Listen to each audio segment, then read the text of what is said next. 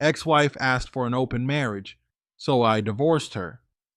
Dear True Story, my name is Aaron, and I've been a listener of your channel for over a year now. I never thought I'd be writing in myself, but after everything that's happened in my life recently, I figured my story might be worth sharing. If it helps even one man out there avoid the trap I fell into, it's worth it. Let me take you all the way back to how I met my now ex-wife. How we met. I met Monica when I was 25 and just getting my footing in the corporate world. I was working in IT at the time, freshly out of school, and focused on building a solid life for myself. I wasn't dating seriously. I never really chased women like that, but I met Monica through a mutual friend at a friend's birthday dinner. She was beautiful, no denying that. Sharp cheekbones, dark hair, light eyes, and one of those laughs that made people look over and smile. She carried herself with confidence, and there was something about how she listened when I spoke that caught me off guard. She wasn't loud and wasn't trying to dominate the conversation. Just cool, present, and smart. She came from a well-off family. Her parents owned several properties across the state and gave her a home as a gift when she turned 18. At the time, I thought that was amazing. She was independent, financially secure, and had a good head on her shoulders. She had her own career in marketing and was doing well. We started dating shortly after that dinner. Things moved fast, but everything felt right. I wasn't the type to fall hard, but with Monica, it was easy. She seemed loyal, ambitious, family-oriented, checked all the boxes. We dated for about 2 years before getting married. Our first year of marriage was smooth. We didn't fight often, and when we did, it was over little things like groceries or which show to watch. Nothing major. We traveled a bit, spent time with her family and mine, and even talked about maybe starting a family within the next few years. From the outside looking in, we were doing great. But I started noticing something shift in year 3. Monica got more into this empowerment group with her girlfriends, women I honestly never liked. They weren't bad people, just loud, always partying, always encouraging Monica to do you sis and don't lose yourself in a man. The usual social media influencer type of language.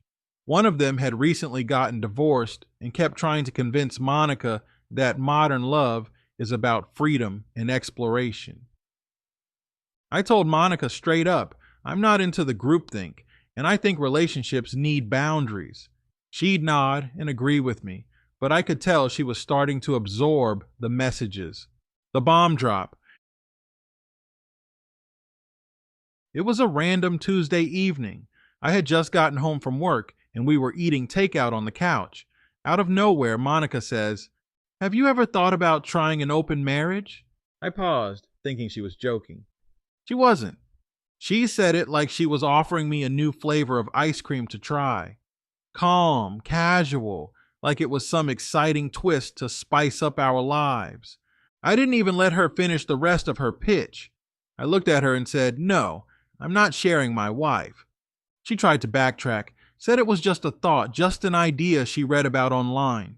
She tried to sweeten the pitch by saying it could help us grow as individuals and experience new things without ending what we had. I stood up, walked to the bedroom, and started packing my things. She followed me down the hallway, still talking, now sounding a little panicked. I didn't raise my voice. I didn't slam any doors. I just told her calmly, "You want to explore, go ahead. I'm out." Leaving, I called my brother that night and asked if I could crash at his place for a bit. He said yes without hesitation. By morning, I was gone. I didn't ask if she had cheated. I didn't care.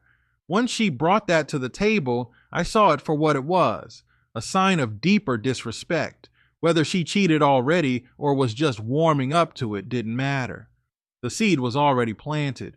I got a lawyer that same week, quietly, no arguments, no emotional texts, just business. My lawyer started drawing up all the necessary paperwork, and I blocked Monica on everything. She tried reaching out multiple times, texts, calls, even emails. I ignored every single one. Her meltdown. Here's where things got wild. I think the silence drove her insane. She started blowing up my brother's phone, asking to talk to me. She'd come by his house unannounced. One time, she left a handwritten letter on his doorstep saying she was sorry, that she missed me, that she made a mistake. I still said nothing. She even reached out to my mother, which was a real low. She hadn't talked to my mom in months, but suddenly she was calling her mom again, trying to play the role of the remorseful daughter-in-law. My mom told her politely that I was a grown man and that if I wasn't speaking to her, there was a reason for it. Monica even tried to get mutual friends involved. One guy I knew from work texted me saying Monica told him Aaron is making a huge mistake. I responded, already made the decision, respect it. She posted cryptic messages on social media about fighting for love and not giving up on people too soon. People started DMs me wondering what happened. I just ignored them all. It was almost pathetic to see. A complete 180 from the confident woman who once said relationships should be fluid and free. Now she was begging for me to come back, and I hadn't even said a word. The court hearing. When the court date finally arrived, Monica showed up looking like she hadn't slept in days. Makeup couldn't hide the bags under her eyes, and she looked a shell of the woman I married. She tried to talk to me before we went inside, but my lawyer advised me to say nothing. I just nodded to her once and walked in. The court session was quick. Since we didn't have kids, and the house was technically hers, her parents gave it to her. There wasn't much to fight over. I didn't ask for anything. I told my lawyer to let her have it all. I just wanted out. The judge went through the details, confirmed the terms, and signed off. Just like that, we were done. As we were walking out, Monica broke down in the hallway. She collapsed onto one of the benches and just started sobbing. A few people turned to look, and I'll be honest, it was hard to watch. Not because I felt guilty, but because I couldn't believe how far she had fallen. This woman thought she could introduce something as ridiculous as an open marriage, and I'd just entertain it, like I was going to wait around while she explored. When I chose peace and walked away, she acted like I'd ripped her heart out. But that's the thing. These people want to test your boundaries and still expect you to stick around when they cross them. Looking back, I've been divorced for 8 months now, and let me tell you something. I wish I never got married in the first place. Marriage today is a joke. The way society treats it, the way women like Monica think they can redefine it at will, it's just not worth the risk for men. You're expected to be loyal, hardworking, and emotionally supportive. But the moment she feels bored or her single friend gets into her ear, suddenly it's your responsibility to evolve into something you never signed up for. I had no interest in being polyamorous, swinging, or whatever trendy nonsense people are trying to normalize now. I wanted a wife, a partner, someone who understood commitment wasn't conditional. I didn't get that. I got a woman who wanted to sample the menu while still expecting me to stay seated at the table. Advice to men. To the men listening to this, don't get married unless you're absolutely sure, and even then, understand that things can change fast. One week you're planning your next vacation together, the next she's asking you if you're open to watching her sleep with other men. The best decision I ever made was walking away without a word. No yelling, no fighting, no long arguments trying to make her see my side. Just action. That silence said everything I needed to say. Women like Monica don't learn from arguments. They learn from consequences. Don't waste your time investigating, checking phones, or waiting for proof. Once she disrespects your commitment, leave. The peace that comes after walking away is priceless. I'm doing better now. Back on my grind. It's hitting the gym, spending time with real friends, and stacking my savings. No more emotional roller coasters. No more wondering if I'm enough. I was enough. She just wanted more. And now she can have more without me in the picture. Thanks for reading my story, True. Keep doing what you do. A lot of men out here need to hear stories like this before they make a mistake that could cost them years of their life. Stay solid, Aaron. Subject follow up. I helped a friend through the same thing, and my ex wife is still miserable. Hey, True Story. This time, I wasn't the one going through the fire. I was the one helping a friend walk through it. And the way it all played out, it was like deja vu. Except this time the stakes were even higher. Kids, property, and a betrayal that happened right under his own roof. My boy Marcus.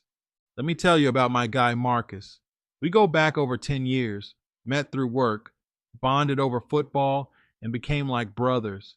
Even our wives had gotten cool at one point back when I was still married. He was one of the few people who showed up for me when I left Monica. Gave me space when I needed it, but also checked in consistently to make sure I wasn't drowning in silence. Real friend. Marcus married his wife, Tanya, about 6 years ago. They blended families. He brought 2 boys from a previous relationship, and she brought 3 daughters. They made it work, bought a house together. On paper, they look like a success story. 2 people combining lives, raising kids together, making sacrifices for the greater good. I used to go over to their place and see family dinners, game nights, kids laughing. It looked like the type of household every man secretly hopes to build when he finds a good woman. But man, looks can be deceiving. The call. 3 months ago, Marcus called me at 11:47 p.m. I remember the time because I almost didn't pick up. I was in bed halfway asleep. But when I saw his name flash across my phone that late, I knew something was wrong. I answered with a groggy, "Yo, you good?" His voice was hollow, just 2 words. "She did it." I sat up. "What happened?" "She's cheating." "Well, I caught her." Now, let me be real with you. I wasn't shocked. Tanya always had a flirty side. Too friendly with dudes at barbecues. Always texting. Always turning her phone upside down. But I never said anything out of respect. He was happy, or at least I thought he was. But this wasn't some suspicion. This wasn't a hunch. Marcus caught her in the act, in their bedroom, with one of her co-workers, what he walked in on. Marcus had taken the kids to his sister's house for the weekend so he and Tanya could have some alone time. That was her idea. Said she wanted them to reconnect. Told him to come back Sunday night because she had a self-care day planned for Saturday and wanted time to relax alone. He decided to surprise her by coming back Saturday night instead. He walked into his own home, his name was on the deed, and heard noise upstairs. Thought maybe she was watching something loud on TV. Then he heard moaning. His heart sank. He went up quietly, opened the door, and there she was, Tanya, in their bed, with a man he didn't even recognize. The guy scrambled, tried to grab his pants, but Marcus didn't lay a hand on him. He just looked at them both and said, "You're disgusting." Then he walked out. That night he slept in his truck in a Target parking lot. He said he couldn't even cry. He just sat there, stunned, watching the lights flicker above the parking lot, thinking about how he built a home with someone who disrespected him in the worst way possible. My role. That Sunday, he showed up at my place. I let him in, no questions asked. Gave him a drink, let him talk. He vented for hours about the lies, the betrayal, the disrespect, and I sat there, nodding, because I had felt every one of those emotions not long ago. The only difference between us was that I left before any physical cheating, as far as I know. He had to witness it, hear it, smell it. That trauma hits different. He asked me, "What did you do when you left Monica?"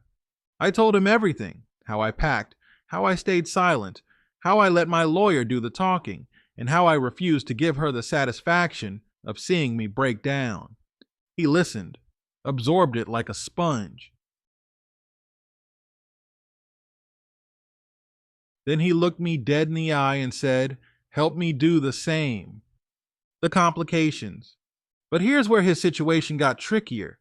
They both owned the home. Their names were both on the mortgage. They had 5 kids between them, and while none were biologically theirs together, they had been raising them as a unit.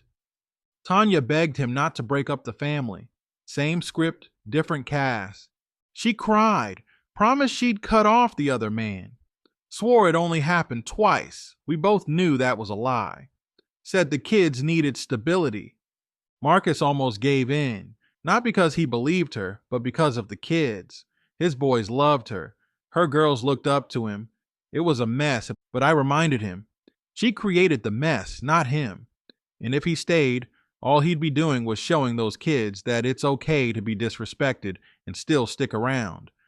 I connected him with my lawyer, who referred him to someone who specialized in joint property cases. Within 2 weeks, he filed for divorce. Tanya's breakdown. And just like Monica, Tanya unraveled. She showed up at his job twice, once with lunch and once in tears. He didn't take either. She started posting on Facebook about family being the most important thing and how real men fight for their relationships. She even tried to get the kids involved, had her youngest daughter text Marcus, "Mommy misses you. Can you come home?" Low move, real low, and he stayed strong. One night he forwarded me a voicemail she left. It was 3 minutes of sobbing, followed by her yelling, "Why are you doing this to us?" I told him, "She did this. Don't forget that." The divorce.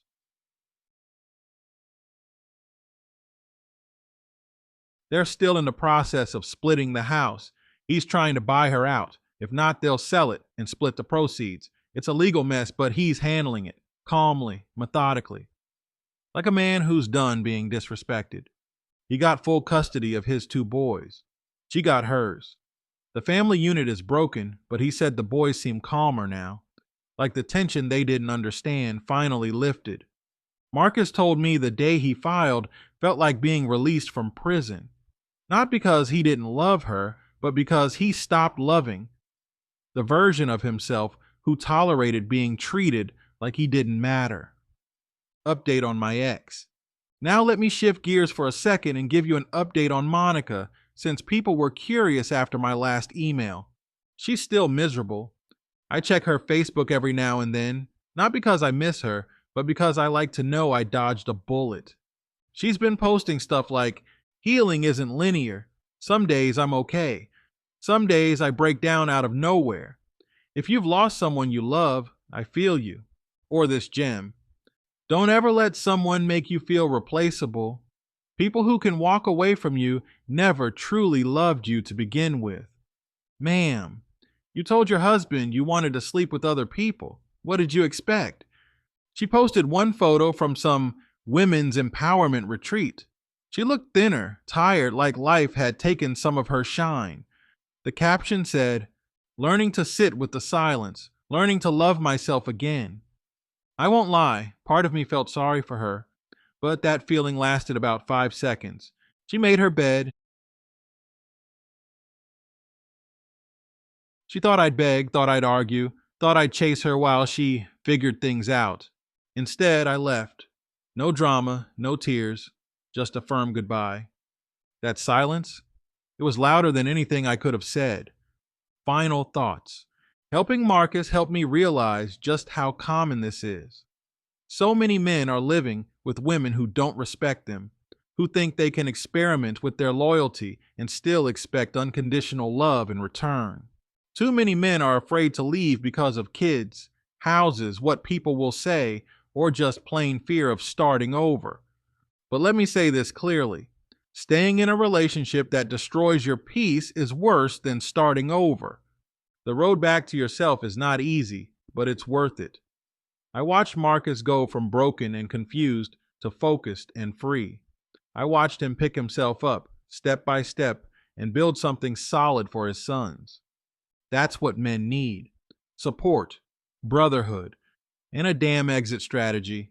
If you're reading this and going through something similar, get out. You don't need a smoking gun. The disrespect is the red flag. Act accordingly. Thanks again, True. You've built a platform where men can speak their truth without being shamed for walking away from nonsense. Keep it going. I'll check back in if there's another chapter to this story. Stay sharp.